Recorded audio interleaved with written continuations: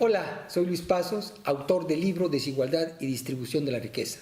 En este tema hay muchos mitos y sofismas que se repiten constantemente y que también son utilizados por gobernantes de todas las tendencias para utilizar a los pobres.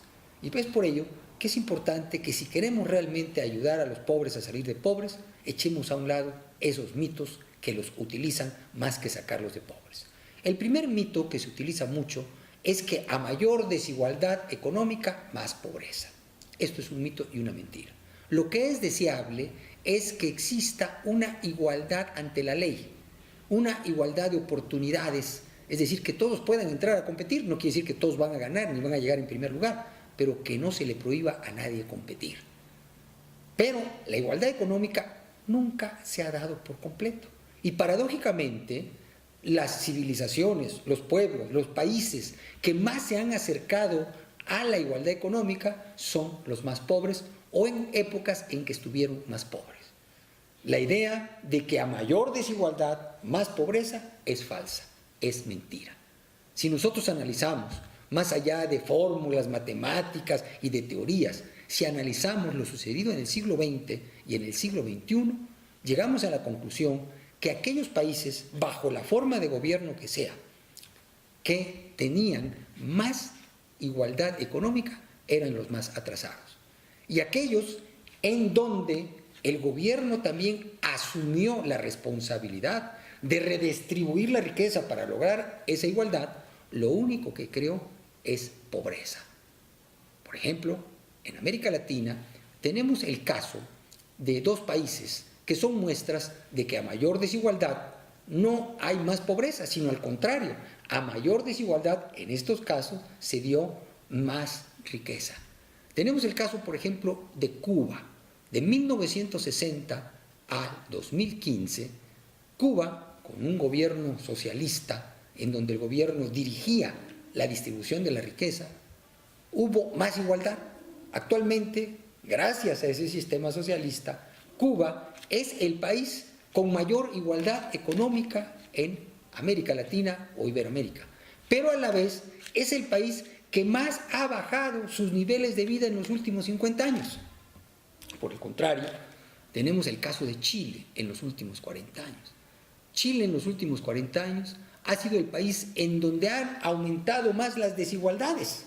Sin embargo, Chile es el país en donde se ha reducido más la pobreza y es el país con los mejores indicadores sociales. Es en donde existe mejor educación, en donde tienen el Producto Interno Bruto por habitante más alto y en donde existe una mayor clase media en relación a su población. Entonces, estos ejemplos, en el caso de América Latina, nos dicen que la realidad no corrobora el mito de que a mayor desigualdad económica, más pobreza. Por otro lado, tenemos también ejemplos a nivel mundial en donde vemos que entre más ricos productivos, no ricos parásitos, existe más posibilidades de que los pobres sigan de pobres. Ahí tenemos el ejemplo de China. En el 2002, China no tenía casi ningún rico. Había 2 multimillonarios. En el 2015, en China, había más de 200 millonarios. En el caso de México, los multimillonarios del 2002 al 2015 prácticamente fueron los mismos. ¿Y cuál fue el país que abatió más la pobreza? China. Una de las causas por que China abatió más la pobreza fue porque hubo más gente de dinero, más ricos que invirtieron en China. Y pongo énfasis, ricos que invierten, ricos que han hecho su dinero a través de empresas, a través de su trabajo, no a través de asociaciones con el gobierno, en donde utilizan el dinero de los impuestos para hacerse de más dinero.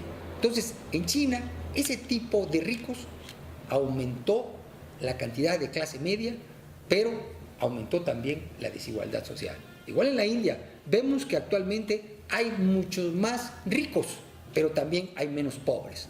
Con base en estos dos ejemplos, podemos decir que más ricos no generan más pobreza, sino al contrario, más ricos, más empresas ricas generan menos pobres. ¿Aumentan qué? Los niveles de vida.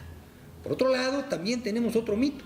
que la distribución de la riqueza se va a lograr a través del gobierno en una forma más justa que va a dar mejores niveles de vida a la mayoría. Siempre vemos, o con mucha frecuencia vemos el dato, unos pocos reciben mucho y muchos reciben pocos. Por lo tanto, es conveniente que el gobierno intervenga a través de mayores impuestos y redistribuya la riqueza. ¿Qué ha pasado en los países que tienen más impuestos?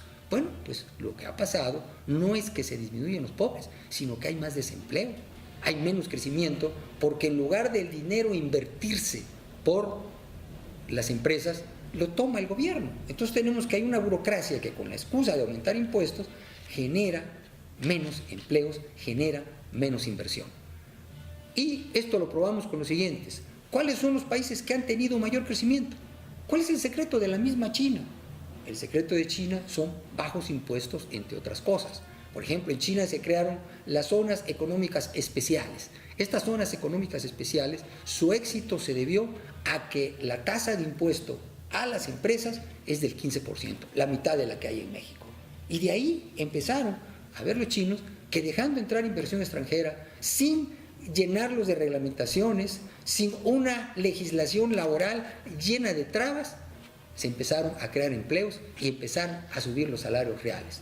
En los últimos 35 años, de China han salido 650 millones de chinos de la pobreza extrema. ¿Gracias a qué? A una mayor inversión acompañada de más ricos y de más desigualdad social.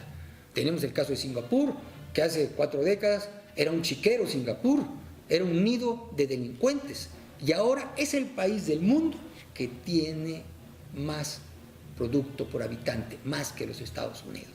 ¿Y saben cuál es su impuesto a las empresas? 17%. Entonces, estos ejemplos nos hacen ver que es un mito que a través de los mayores impuestos a los ricos se va a reducir la pobreza. La realidad del tamaño del mundo nos dice que es al contrario. Donde hay mayores impuestos, hay menos riqueza que repartir y la pobreza se extiende. Tenemos también, por otro lado, que existe la falsa idea de que si el gobierno tiene los bienes de producción, va a haber una mayor justicia cuando el gobierno es dueño de las empresas. Esto también es una mentira, en donde el gobierno se ha convertido en dueño de las empresas. Lo único que ha habido es una mayor corrupción, ha habido menos inversión y menos crecimiento. ¿La solución cuál es entonces contra la pobreza? No es acabar con los ricos, no es quitarle el dinero de los ricos, no son expropiaciones a los ricos. La cuestión es dar un entorno de libertad, de seguridad social, de seguridad jurídica, de bajos impuestos para que haya más inversión y más crecimiento. No es cierto que mayor desigualdad es igual a mayor pobreza. La mayor desigualdad en estos momentos está en muchos países africanos donde no hay ricos, en donde no hay inversionistas. Por ejemplo, en el caso de Madagascar, país que visité y que traigo fotos en mi libro de esas visitas, el 95% son pobres. ¿Y por qué son pobres? Porque no hay inversionistas, porque no hay más empresas. Si queremos nosotros realmente combatir la pobreza, más allá de demagogias y de populismo, tenemos que buscar un sistema de seguridades, un sistema de bajos impuestos, de flexibilidad laboral, que en realidad disminuya el número de pobres. Por eso escribí este libro, que es Desigualdad y distribución de la riqueza, mitos y sofismas. Ojalá tú lo comprendas, lo leas y te des cuenta de los verdaderos caminos para atacar la pobreza, más allá de demagogia y de populismo.